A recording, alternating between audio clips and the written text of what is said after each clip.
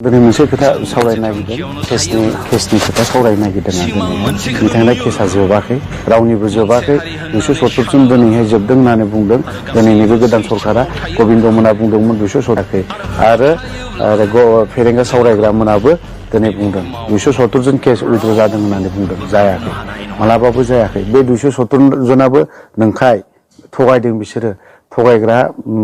सरकार बियो दिनै आरो थगायबाय थागोन थ' सेंग्राफोरा दिनै केसनि बेलायावहाय गोबाङानो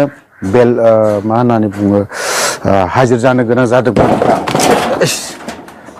हाजिर जानो गोनां जादोंदां आरो वारेन्ट फैदोंदां सोरनाबा वारेन्टआ फैना दंफैयो उकिलाबो दिनैहाय बुंदों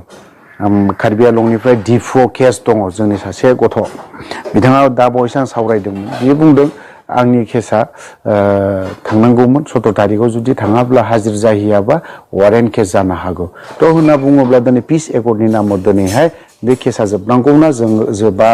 जोबनांगौना जोबामोन रायजोफोर आं बेखौनो नोंथांमोनाव हगारनानै होबाय थ' दिनै जुदि आंनि हिसाबाव पिस एकर्डनि नामाव जेसेबां 10-13 केसफोरा उइथ्र जाजोबनांगौमोन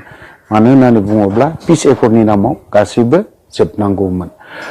थ' दिनैहाय खोथाया बिदिनो जाहैबाय गोबां मानसिनानो दिनैसिम उकिलफ्रा फन हरै बुंहरजोबदों जायो जे नोङो उमुक तारिखआव हाजिर जाफैनांगौ अरुणाचलाव सोरबाया कार्बि आंलंआव सोरबाया तिनसुकिया सोरबा बहुत गोजानाव केस दङ बिसोरनि केसा गासिबो 10-13 गोजा होनबा बे केसा दिनै मानो उइथ्र जायाखै माला जागोन सावरायग्रानावबो गाबोन थांगोन बे मानसिया गाबोन थांगोन थ' नोंथांमोना बुंदों एरखेनानै था एसे माबोरै एरखेना थानांगौ होनबा नों एरखेना थानाय माने मा बिसोरखौ जेलाव सोफिनायनि प्लेनिं लादों नामा दिनैनि सरकारा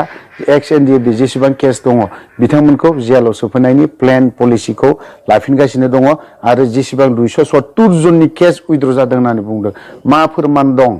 बेखौ नोंथांमोना खोन्थानानै होनांगौ 270 जना 60 जननि केस उइथ्र जादों होननानै बुंदों बेखौ नोंथांमोना मिडियानि गेजेरजों डिक्लेयार खालामनानै होनांगौ आरो सोरनि केसा उइथ्र जादों आरो मा नामनि केसा उइथ्र जादों माबायदि केसा उइथ्र जादों बेफोरखौ नोंथांमोना फोरमान होनांगौ अब्लासो जोङो नोंसोरखौ फोथायगोन नङाब्ला जों मालाबाबो फोथायनाय नङा स' सेंग्राफोरा दिनैहाय गोबांनियानो केस फैनानै दङ चिरां डिस्ट्रिक्टनि खैलामैला एरियानि आं डिटेल्सखौ आं माखासे खोथाखौनो बुंबाय खैलामैला एरियानि बिथांनाव 17 तारिखआव जुदि हाजिर जाहैयाबा बेखौ एरेस्टनि वारेन्ट फैनो हागौ होननानै बुंदों दिनै पिस एकर्डआ मानो जाखो मानो वारेन्ट फैखो आरो 260 जन ना 70 जन बिसोरनि केसा उइथ्र जादों होननानै बुंदों बहा माला जागोन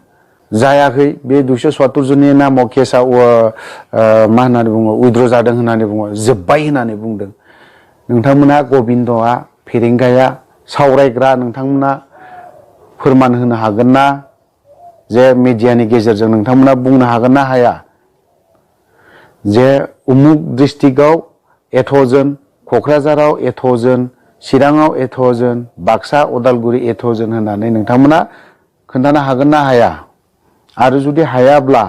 बे केसाबो उइथ्र जाखायाखै आरो जोबाखै होननानै जों फोरमान लागोन एनडिएफबिनि एक्स एनडिएफबिनि गथ'फोरखौ जुदि माबा मोनसे केसनि नामाव जुदि वारेन्ट फैनानै जुदि एरेस्ट जुदि जायोब्ला दिनैनि बे सरकार गोदाननि एगेन्स्टआव एक्स एनडिएफबिफोरा गसंथेगोन आरो गसंगोन सासेबो लिडारा बारग'नाय नङा गासैनिबो न'खराव थांनानै धरना हैनाया स्टार्ट जागोन खारन बे जागायजेननाया दाखालिबो क'क्राझाराव आबसुनि दिपेन बर' बिथांमोनानो धरना होजेनबाय थ' बिथांमोना होयोब्ला जेबो जाया एक्स एनडिएफबिफोरा जुदि होयोब्ला धरना माबा मोनसे लायोब्ला खामानि गैया भेलुलेस बेफोरबायदि खोथा होननानै बुङो दा नोंथांमोननि दिपेन बर' आबसु बिथांमोनानो एक्स आबसुमोनानो दिनैहाय धरना होजेनबाय दिनैहाय जोंबो धरना होजेननायखौ स्टार्ट खालामसिगोन एनडिएफबिनि गथ'फोरा जुदि सोरबाया जेलाव थाङोब्ला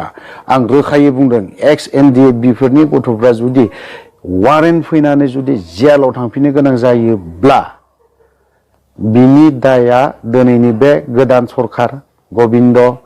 प्रमद फेरेंगा सावरायग्रा नोंथांमोननाव गोग्लैजोबहैगोन सिदाखा गसंहैजोबगोन थ' नोंथांमोना आंनि भिडिअखौ मोजां मोनदोंब्ला शेयार खालामनानै हो जाया नायनो मोजां मोना आरो रागा जोंनाय दङब्ला डिसलाइक मारिक आनसाबस्क्राइब ओंखारलां